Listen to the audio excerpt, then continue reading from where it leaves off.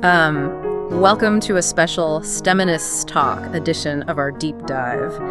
This is where we highlight inspiring stories of women in science. Yeah, such an important focus. It really is. And today our mission is exploring the life, the unyielding discipline, and just the sheer brilliance of physical chemist Rosalind Franklin. A pioneer in every sense of the word. Exactly. Because, in 1952, she captured what is arguably the single most important photograph in biology. She basically unraveled the secret of life, yet her contribution went largely uncredited for, nearly 50 years? Yeah, almost half a century. Which is wild.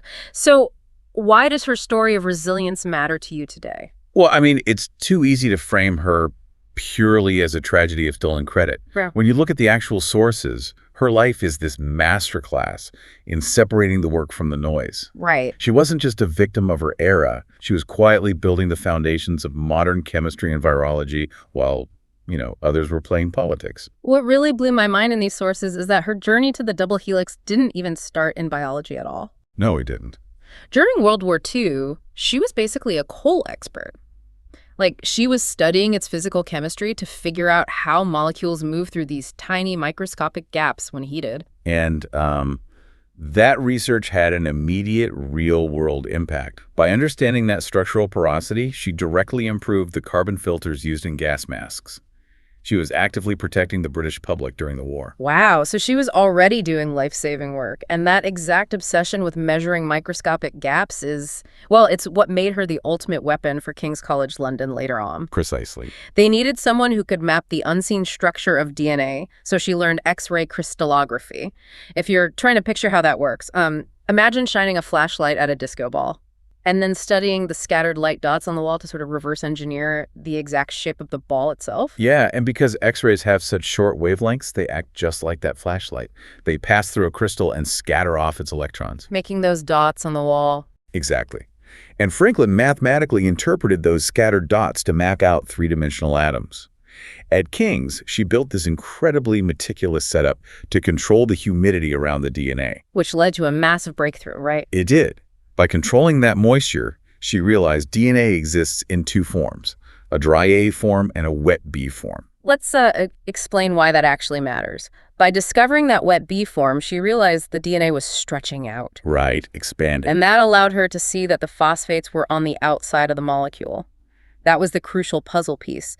It meant the bases, like the actual genetic code, were protected on the inside. Like the rungs of a twisted ladder. Exactly. Which brings us to the famous Photo 51, captured in 1952 by Franklin and her student Ray Gosling. The smoking gun. Yeah, it was this exceptionally clear image of that B form, definitively proving the double helix structure.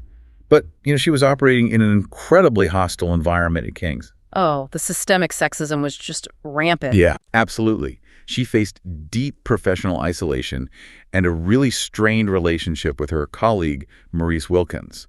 And Wilkins ultimately took Photo 51 and showed it to a competing scientist, James Watson. Without her knowing. Without her knowledge at all. Wait, let me push back on something here, just regarding the scientific ethics of the era. Sure.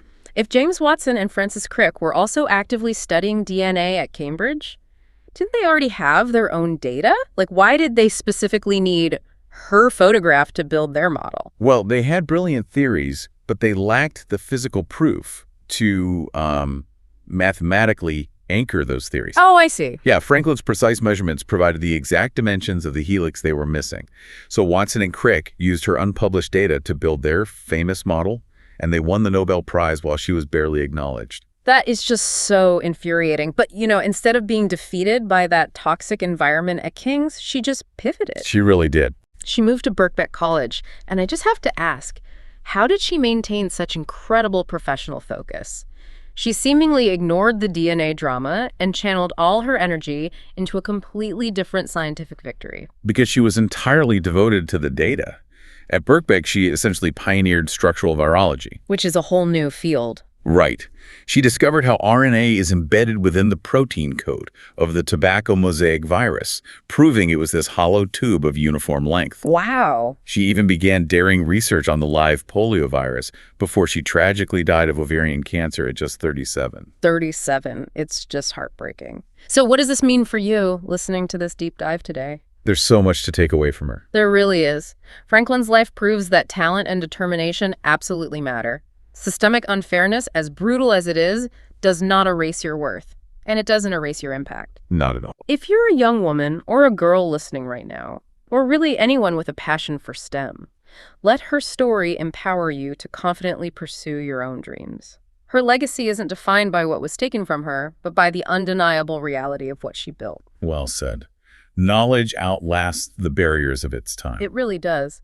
And I want to leave you with one final provocative thought to ponder. We talk a lot about Photo 51, showing the double helix, but creating that image required intense, hands-on physical chemistry. Oh, incredibly delicate work.